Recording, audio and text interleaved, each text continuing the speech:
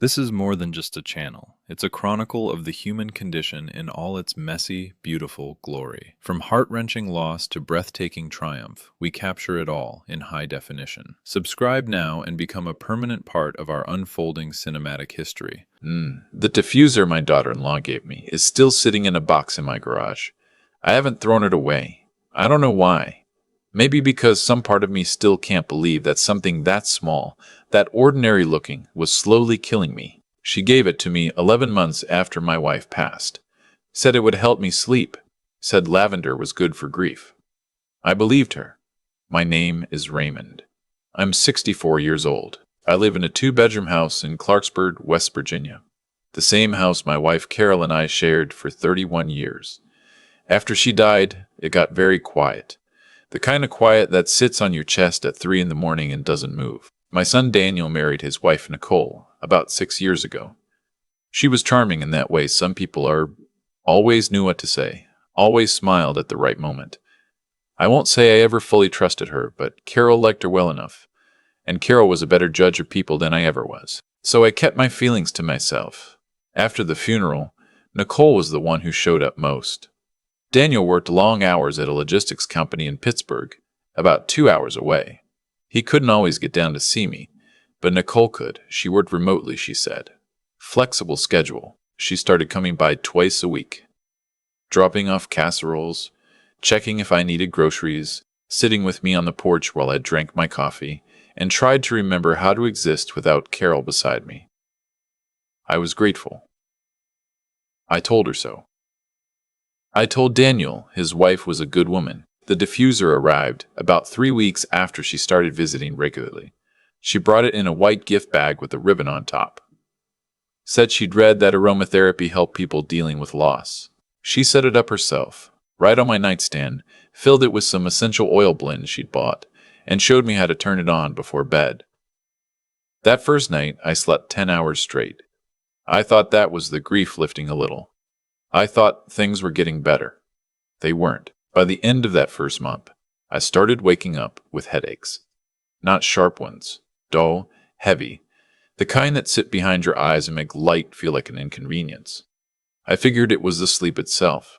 Too much after too long without enough. I didn't think anything of it. By the second month, I noticed I was tired in a way that sleep wasn't fixing. I'd wake up after 9 hours, feeling like I hadn't rested at all. My appetite dropped off. Food started tasting like nothing, like cardboard, like absence. I lost about 8 pounds without trying. Nicole noticed before I did. She looked at me one afternoon and said, "Raymond, you look pale. Are you eating enough?" She started bringing more food. Soaps, protein-heavy dishes. She was attentive in a way that, at the time, I read as kindness. My doctor's name is Whitfield. I've been seeing him for 12 years. He's a careful man, methodical, not the type to rush you out the door. When I told him about the fatigue and the headaches and the weight loss, he ordered blood work, standard panel, thyroid, CBC, metabolic. When the results came back, he called me personally. Everything looked relatively normal, he said. A little low on iron. Some inflammation markers, slightly elevated. He put me on an iron supplement and told me to come back in 6 weeks. I came back in 6 weeks. I'd lost 4 more pounds. The headaches were worse. I was getting dizzy when I stood up too fast. And something new had started, a kind of tingling in my fingers and toes. Not painful, just present. Like a low hum running through my hands. Dr. Whitfield didn't like that. He ordered more tests. Neurological screening, a referral to an internist in Morgantown. He mentioned the word neuropathy carefully, the way doctors do when they're ruling things out rather than ruling them in. The internist ran her own battery of tests. She was thorough. She pressed on my abdomen, checked my reflexes, asked me detailed questions about my daily routine, what I ate, whether I drank, what medications I took, whether I'd been exposed to anything unusual. I said no to that last one, without thinking. She found mild liver enzyme elevation, nothing dramatic. She adjusted my supplements, told me to reduce alcohol, I barely drank anyway, and scheduled a follow-up in 8 weeks. During all of this, Nicole kept visiting. She kept filling the diffuser. She'd check it when she arrived. top it off with her own oil blend that she kept in her purse in the small dark bottle, and remind me to run it through the night. She told me she'd done research and that continuous diffusion was better than intermittent. She said the blend she was using was specifically good for immune support and deep sleep. I thanked her every time. There was one habit she had that I noticed but didn't understand until much later. Every visit, at some point, she'd ask me how I was sleeping. I'd say fine, or better, or about the same. And she'd nod and say, good. Make sure you keep using it. Consistency matters with aromatherapy. Then she'd check the diffuser again. I thought she was being thorough. I thought it was care. Daniel came down for a weekend in late October. He looked tired. Work stress, he said. A big contract they were trying to close. We watched football, and I made chili, and it felt almost normal. Almost like before. Before Carol. Before all of it. He noticed I'd lost weight. He said it plainly, the way men say difficult things. Standing in the kitchen, looking at me sideways. Dad, you look thin. I told him I'd been having some health issues, that the doctors were looking into it. He frowned and said I should push harder for answers. He didn't say anything about Nicole. Why would he? As far as he knew, she was helping me. The thing that saved my life was a broken furnace. This is the part of the story that I still shake my head at, because the margin between what happened and what could have happened is so thin I can barely look at it directly. It was a Tuesday in November. Cold morning, maybe 38 degrees outside. I woke up and the house was cold. The furnace had stopped working overnight.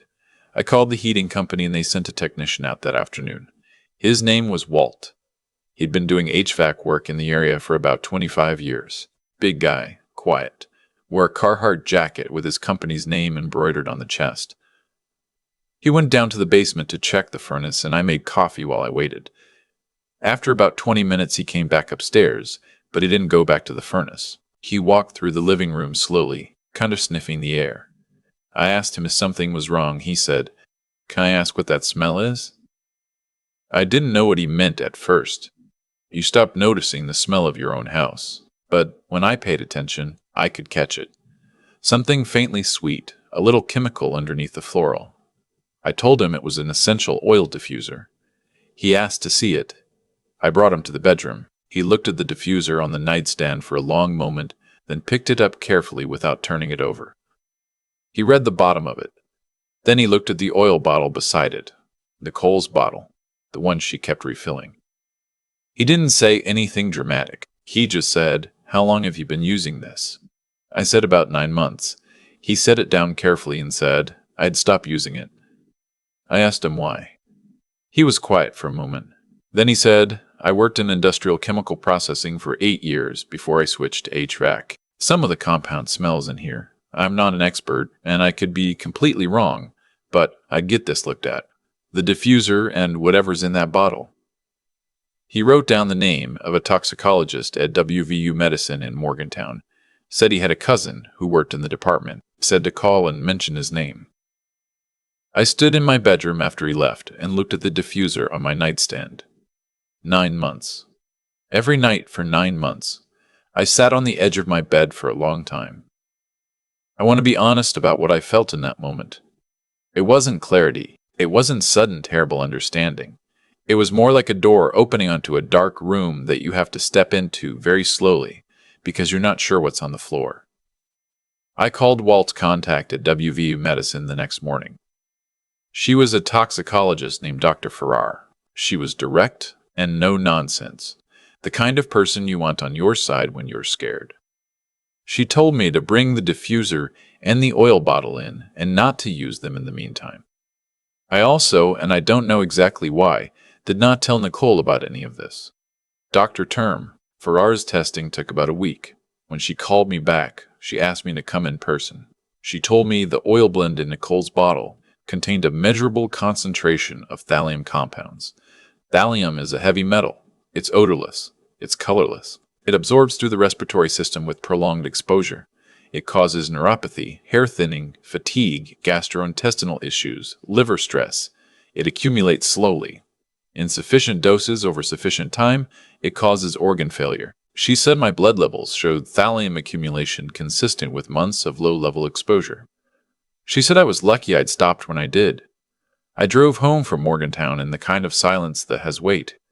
I kept both hands on the wheel and watched the road and didn't turn the radio on. I thought about Nicole filling that bottle in my bedroom. I thought about her asking, every single visit, whether I was still using the diffuser.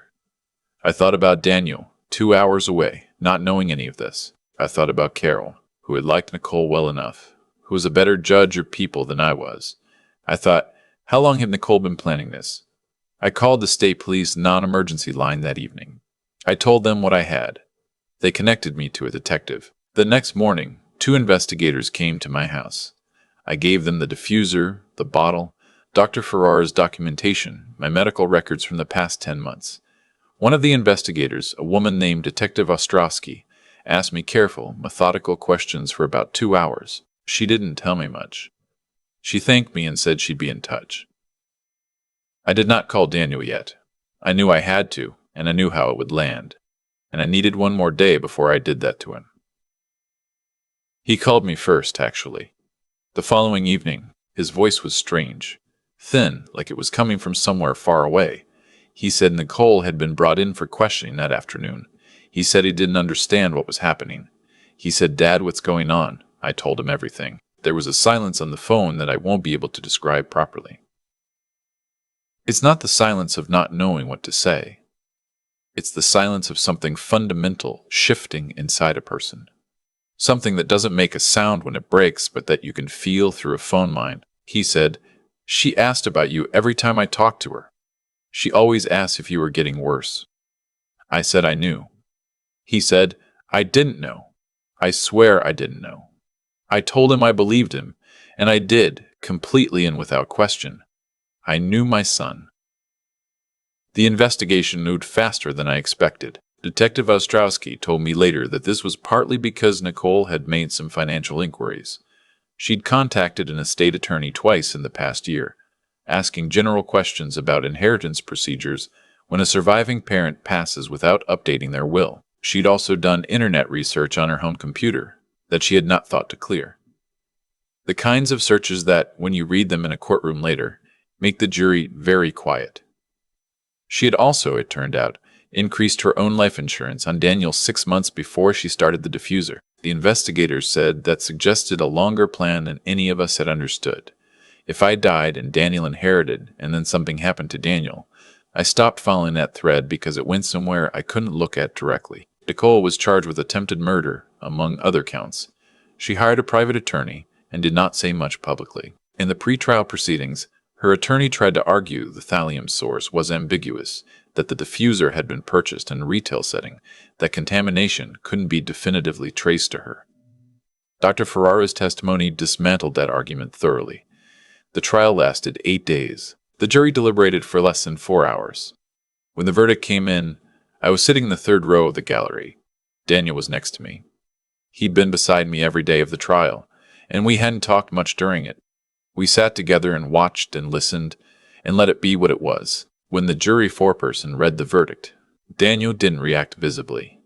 He just reached over and put his hand on my forearm for a moment. That was enough. Nicole was sentenced to 22 years. I want to say something about the recovery, because I think people assume that once the danger is removed and the justice is done, you simply return to who you were. You don't. The thallium exposure had done some real damage. The neuropathy in my hands improved slowly over about 14 months, but it never fully resolved. My left hand still has a faint tingling some mornings. My liver enzymes took 8 months to normalize. I worked with a specialist at WVU medicine for over a year, monitoring and managing the accumulation as it cleared my system. And then there's the other kind of recovery, which doesn't have lab values or follow-up appointments, the kind where you have to rebuild your ability to trust people who are kind to you, where every gift is briefly suspect, where you find yourself reading the motivations of ordinary gestures with a suspicion you didn't used to have and don't entirely want. I see a therapist every other week. Her name is Dr. Park, and she is patient with the way I talk around things before I talk about them. She told me once that betrayal by a family member, even a member by marriage, carries a particular weight because it violates the place you go to feel safe. She said the work is to mourn what you thought was real, without letting the loss of it hollow out what actually is real. I'm working on that. Daniel and I are closer now than we were before any of this. That's a strange thing to say, but it's true.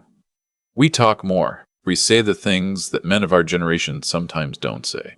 He drove down from Pittsburgh last Thanksgiving, and we cooked together and ate at the table Carol and I had used for 31 years, and it was quiet and full at the same time. And I thought, this is what survived. This is what she didn't take. Walt, the furnace technician, came back in December to do a seasonal check. I made him coffee and told him the whole story. He sat across from me at the kitchen table and listened carefully, and then said, quietly, "I'm really glad I said something." I told him he had no idea. I've thought a lot about what his hesitation could have cost me. He could have fixed the furnace and left. He could have told himself he was imagining things, that it wasn't his business, that he wasn't a chemist and had no right to say anything. Most people would have. Most people do. We talk ourselves out of the small, uncomfortable moments of speaking up, because it's awkward and uncertain and probably nothing. He didn't, and I'm sitting here today because of it. Here's what I want you to take from this, if you take anything at all. It's not just be careful of people who wish you harm. That's true, but it's not enough. The more important thing is this: pay attention to what's ordinary. The things that become so routine, you stop examining them. The gifts that come with instructions. The people who are always checking whether you're doing the thing they asked you to do. Danger doesn't always announce itself.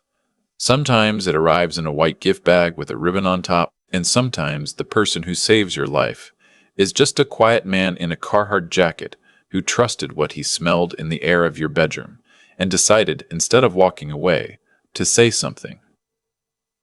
If something feels wrong, in your body, in your house, in a relationship, don't wait for certainty. Certainty came for me in a toxicology report in Morgantown, and by then 9 months had already passed.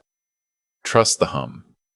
Pay attention to the tingling. And if someone who cares about you gives you something and tells you to use it every single night without fail, think about why consistency matters so much to them. You might just be the reason. I've had a lot of time to sit with what happened to me, not just the physical part, the neuropathy, the months of recovery, the specialist appointments that stretch through most of a year, but the part that doesn't show up in any lab report, the part where you have to figure out how to live in a world where someone who called you family looked you in the eye every week and watched you get sicker and said nothing. What I keep coming back to is this: Nicole didn't fail because she was caught. She failed because of what she chose to become. Every decision she made, every refilled bottle, every careful question, every performed act of concern, was a brick she laid in a wall around herself. A wall that kept out everything real. She was so focused on what she wanted to take that she couldn't see what she was destroying in herself to get it. That is its own kind of sentence, separate from the one the court handed down. I think about the intelligence it took to plan what she planned, the patience, the research, and I think what a waste that is, what an absolute waste of a capable mind turned entirely toward harm. Intelligence without conscience isn't wisdom. It's just a sharper instrument for causing damage. The same mind that calculated dosages and searched estate law and smiled at me over soup could have built something real, could have contributed something that mattered. Instead, she spent it on this. And now she has 22 years to think about the return on that investment. What saved me wasn't luck, exactly. It was Walt deciding that speaking up was worth the awkwardness of being wrong. That is a form of moral courage most people underestimate because it looks so small in the moment. He wasn't certain. He had no proof. He just had experience, an instinct, and the character to say something uncomfortable rather than walk away clean. That kind of integrity, the kind that acts without guarantee of being right or being thanked, is rarer than people admit. And it is worth more than almost anything else I can name. I'm not the same man I was before Carol died. And I'm not the same man I was before any of this happened. I don't think I'm supposed to be.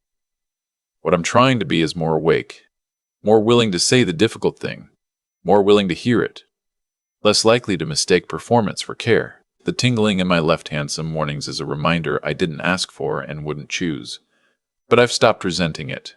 It tells me I'm here. It tells me I made it through something that was designed to end me quietly, and that I came out the other side still able to sit at Carol's table with my son, still able to make coffee for a man in a Carhartt jacket who trusted what he knew and said so. That's not nothing. That is, in fact, everything. If you're watching this and something in your life feels wrong, in your body, in your home, in a relationship that looks fine from the outside, I want you to hear this from someone who waited too long to ask the right questions. Your instincts are data. Pay attention to them. Ask the uncomfortable question. Make the call you've been putting off. You only get one life. Don't let anyone else quietly decide when it ends.